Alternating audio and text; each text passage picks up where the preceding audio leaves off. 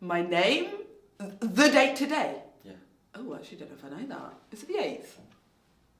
Yeah. My name is Emma Gray. It is the 8th of January 2025. And what was the last thing? Age. My age. 28.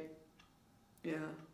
I've only just turned 28 and it's raw, you know?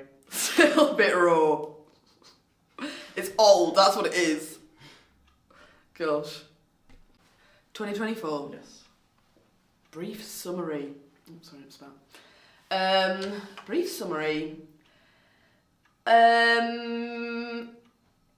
Kind of crazy. Gosh, this is good actually because I've been meaning to reflect. I only had one holiday that was to Colombia. Why Colombia? Because my friend was turning 30, she's half Colombian, she hadn't been in 12 years, she wanted to go back. So she was like, would you come with me? And I was like, yeah, why not? So I went to Colombia for 2 weeks and it wasn't a restful holiday, it was trekking through the jungle for half of it. And I feel like that holiday also just kind of summed up my whole year as well, in terms of just kind of crazy. Me and Grace performed our play 3 times in August, and the whole lot of producing went into that as well compared to the first time we did it. So that was also exhausting. My sleep was really bad. And then I moved house at the end in November. So and then I was just sort of plodding along in the background doing my work stuff, earning money at Broadway. I think that was it. Oh, and a lot of like weddings and stuff like that every weekend throughout summer and into November even, actually. I went to my brother's wedding and the next day moved house on 4 hours sleep. I'm sorry, it's going to make you tired just listening. That does sound like a bad idea. Yeah, it was a silly idea, but I was living in his house and I needed to move out. So it was kind of essential. I'm married now, please move out. Yeah, he actually said that in his speech to me. Emma, we need you gone by the time we get back from our honeymoon. Okay, yeah. So yes, that was 2024. Yeah.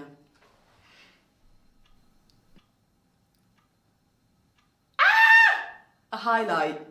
You know what? The end. More like November, December. I think after I moved house in November, everything settled. My sleep got better, and then it was my birthday, and then it was Christmas. And for my birthday, I normally like plan something, and then I end up hosting it, and then I end up being like, oh, this is like actually way more effort than it was worth. And so this time I was like, you know what, I had just individual friends come and visit me or do stuff or little games nights or whatever. And that was actually perfect, just was low key. And I was in my new home, which I've been able to make my own. And it was just like Christmas festivities. And then I went home for Christmas and it was all just like chill rest. And I was like, it was like a massive, oh, great, the year's done. That was a crazy year. And now I can think about going into the new year with a bit more zing, you know? Yeah, so I think the settlement of November, December was what I needed. Also, I live in Beeston now and they have its own high street with coffee shops and little like delis and places. Charity shops galore. Charity shops galore, my gosh, yes. Essen is a highlight. There's Asian supermarkets, amazing. Essen does like wine and charcuterie boards. And then you just walk home afterwards. I'm like, I feel like I'm on holiday, but I'm just walking home now. So I love that. And I'd say that is a highlight. But Colombia was also crazy. But in a very different way. It was a highlight, but it was also an experience, an adventure. Yeah. Quite literally. Quite. Yeah.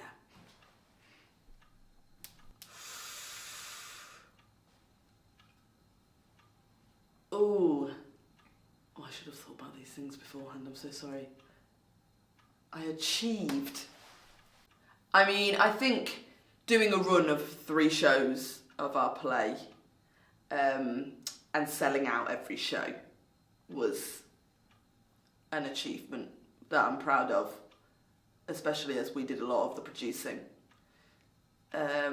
And also performing that for a whole hour on stage, not leaving the stage. The second show was, because you've got the excitement / nerves of doing it, and then you do it, and then afterwards you've got the adrenaline of, oh my gosh, that was amazing, and then you basically, everything cancels out sleep. So then you go home and you can't get sleep because you've got the nerves about the next show and the adrenaline of having just done it. And so the second day, when we'd just done the one the night before and I woke up the next day, I felt so ill. And honestly, it's a miracle that I performed that night, because I was like, are we going to have to cancel? Because there's no way, because also it's literally about burnout, and I have to like perform burnout that just gets hard, like more and more intense. And so, and then also you're like, gotta remember my lines. And the fact that I actually managed to do that show was an achievement. Just that one alone. Yeah, I think that's it actually. I won't say the other thing. You sure? Yeah. I don't know if this counts, but I wish I had achieved. I don't know if this is achieving though. I wish, having just done my tax return, I wish I had already saved some money when those invoices came in. I wish I'd saved 20% into my savings so that I actually had money to pay that at the end of the year. But I don't know if that's an achievement. I think that is something you definitely wish you could have done. Money management. Yeah. I wish I'd achieved that. I wish I'd earned more, probably. I wish I'd achieved earning more money. But still got time, you know? We just learn lessons from these things, you know? Yeah.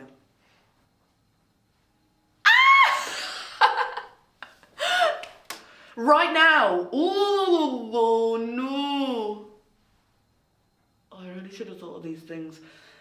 Someone that I really liked last year was well, these are kind of like new people on the scene. There's a band made up of just 2 girls called Lemoncello, and they released their album last year. They were supporting a guy I went to see in 2023, and then their album came out, and just the whole album is great.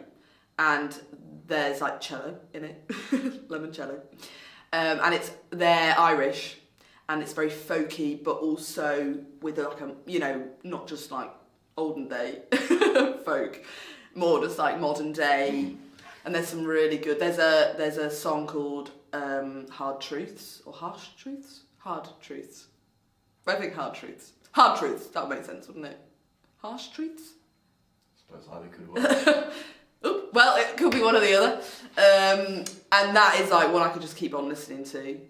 So I am enjoying them. And then there's another artist called Anna B. Savage, and she's got a song that I was listening to on repeat called Crown Shiners, and that's another banger.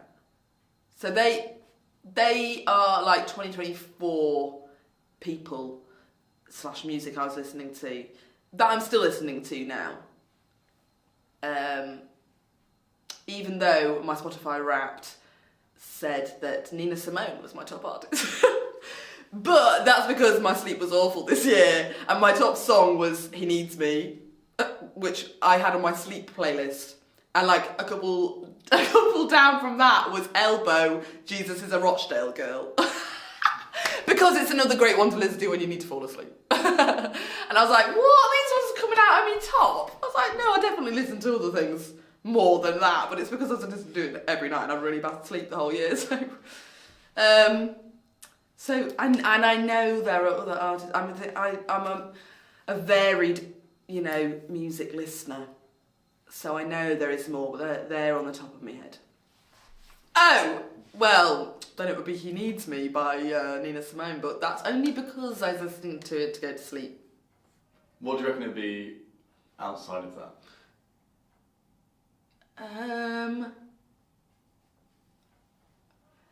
Probably an Olivia Dean song. Olivia Dean actually was another, on repeat. I just think her, and I don't know if you've heard of Leanne La Havas.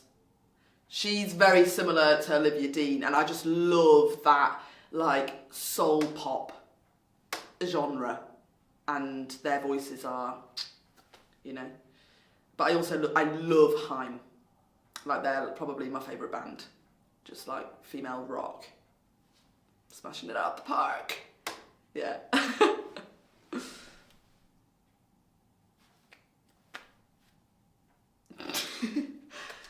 I think this might have been the year before, darn it.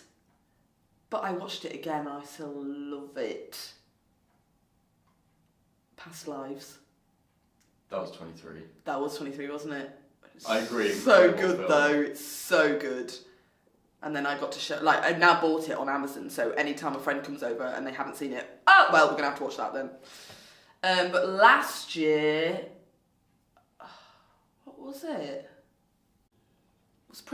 I know this isn't a film though, well, technically it is, but Prima Facie wasn't last year, was it? I think it was shown last year. I definitely watched it last year, but whether I watched it the first time, because I've watched it 3 times now. It is incredible. It's incredible. It's incredible.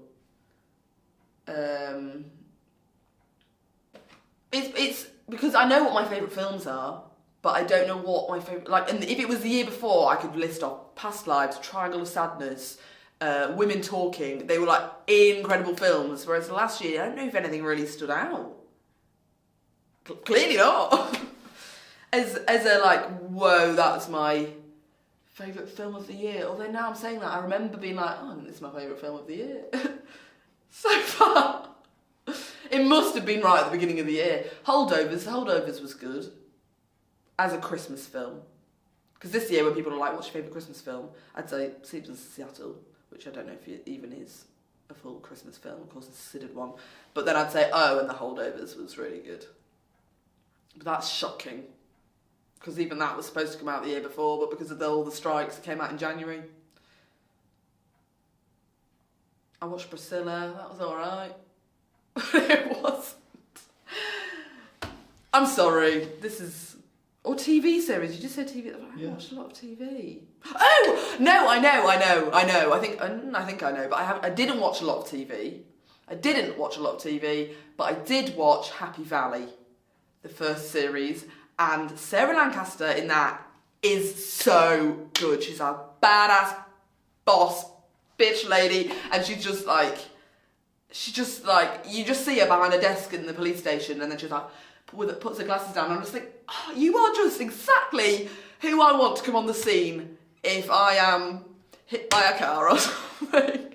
She's amazing in that. And I watched it with a friend, and we watched the whole series in one go. And we've booked in a weekend for her to come to me so we can watch the second and third series.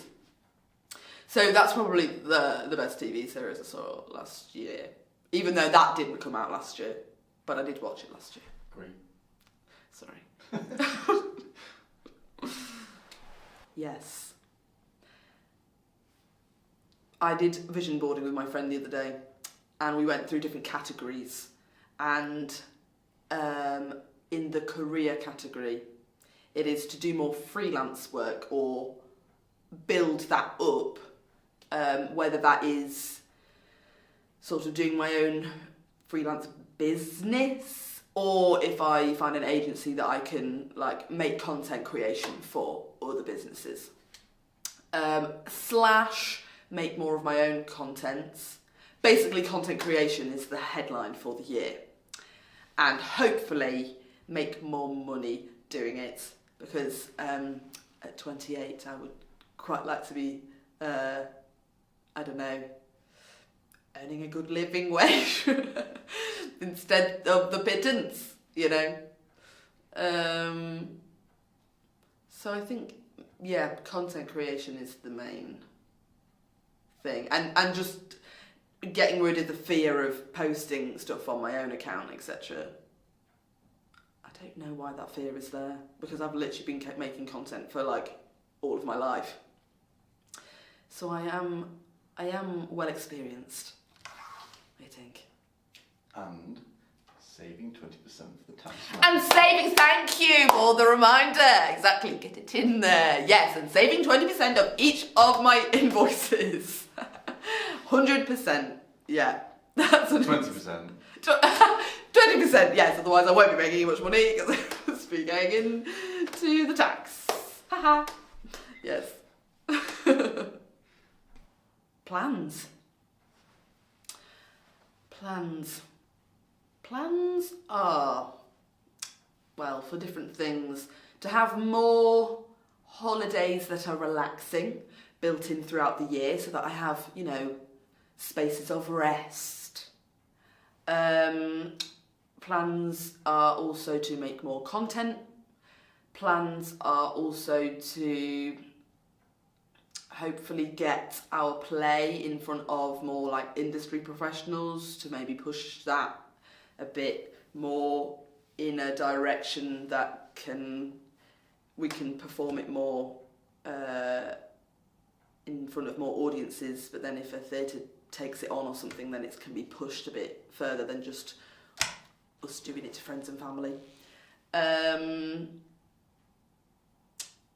And plans are to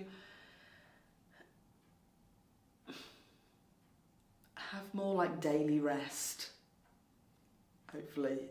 I mean, I think I say that every year.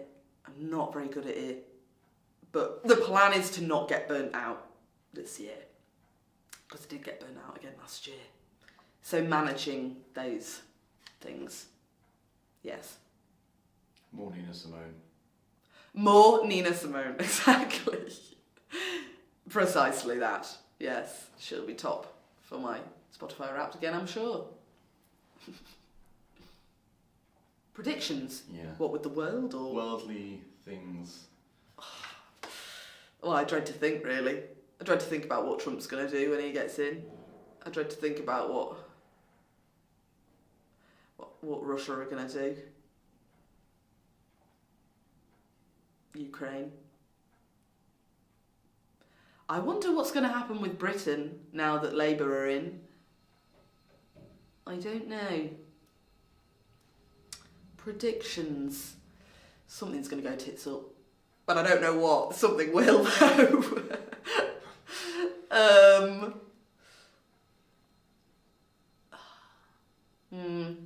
But my prediction is that people will also do what people do, and we stick together through hardship. And the hardship's going to come, but creativity and human beingness will... Is subside the right word? I don't know what it means, but I think people use that word. So I'm just throwing that out there. Yes, people... That will hopefully... It'll be like, oh, in such hardship, at least, like, you know, the light of people is coming through. I hope. We see that every year. And then I don't want to think about what Trump's going to do. Apparently he's trying to buy Greenland. Oh, I did hear about that, yeah. And then the president of Greenland was like, it's not for sale. Back off. Yeah. Yeah, so who knows what he's going to try. I don't. Where do I see myself? I'd like to see myself doing something a bit more substantial as a job. I'd like to see myself doing what I'm doing at the moment, but I feel like the last year was a year of like building blocks to now like having the confidence to be like, yeah, you could do that, or like apply to that job. And so hopefully this year will be me applying to that job, and then by the end I'll be like, look what I'm doing, and I can't believe that this is a job. I mean, that already is my job. I can't believe what I do is a job. But I hope I'm doing it for like maybe like a bigger organisation, or I'm doing like my own freelance stuff and I'm sort of like, oh look, I've got these many clients, or something that I haven't fully thought through yet, but in terms of like earning a living, I'm doing something that I'm like, whoa, I've done this all my life and now I'm doing it for a job.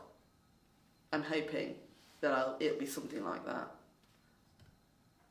Yeah, but I don't know what that looks like fully. That's okay. That's true. Got a year to figure it out. Trump might stop me. No. Ooh. From a lesson that I did learn. Anything. What advice would I give myself last year?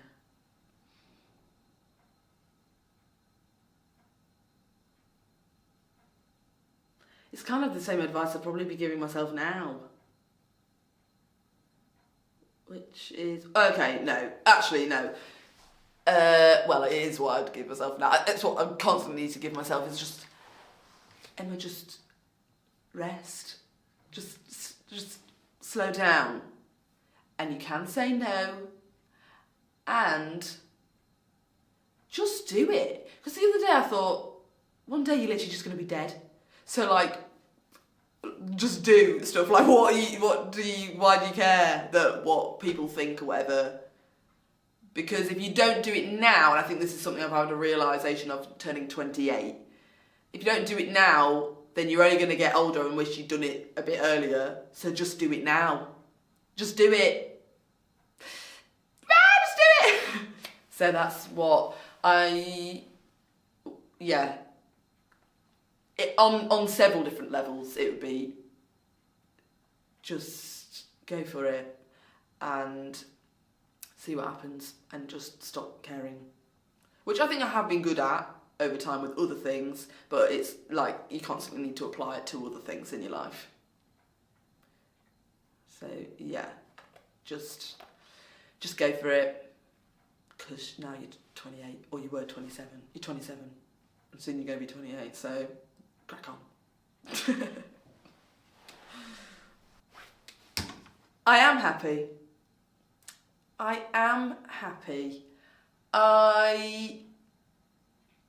I feel like, I noticed this the other day when I was ill over New Year, and then we got to my sister's and she had friends over and stuff, and in the car I was absolutely shattered. But as soon as I walked in, I can't help it, but I will be like, hello, and I will bring the energy I bring everywhere. And I was like, and that was like a, whoa, you were literally exhausted, and this is you putting it on in a weird way. But it also is genuine and comes from a place of like, I'm not unhappy to be here.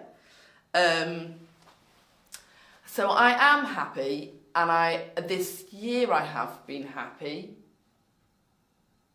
Although I think it has been easier to recognise when I'm not. And when I'm like, okay, I need some help with this, maybe. But with this point in time right now, I am happy. And I think that is because the changes that were looming over have happened now, and things have settled. And I'm just always so appreciative of the friendships that I have, and my family, and being in Nottingham, and having a job that I do really love, and working with people that are great. And I think with that, because I also was thinking the other day, oh my days, like we really are the top 1% in the world. In terms of, you can still not have a lot of money, but you can still be like, look at the country we live in, and we've got clean water and blah, blah, blah. And really, when you go to places like Colombia and you're very ill because they do not have clean water, that's when you're like, whoa, we take a lot of things for granted. A lot. And that doesn't mean that everyone's happy, because who lives in the UK, because we've got that, obviously. But I do think there's a lot to be grateful for. And I feel very content having done all the thoughts about turning 28 and now being like, actually, 28's a great age, and let's crack on. I think that's it. Thanks, Emma. You're so welcome. Thank you. Thank you.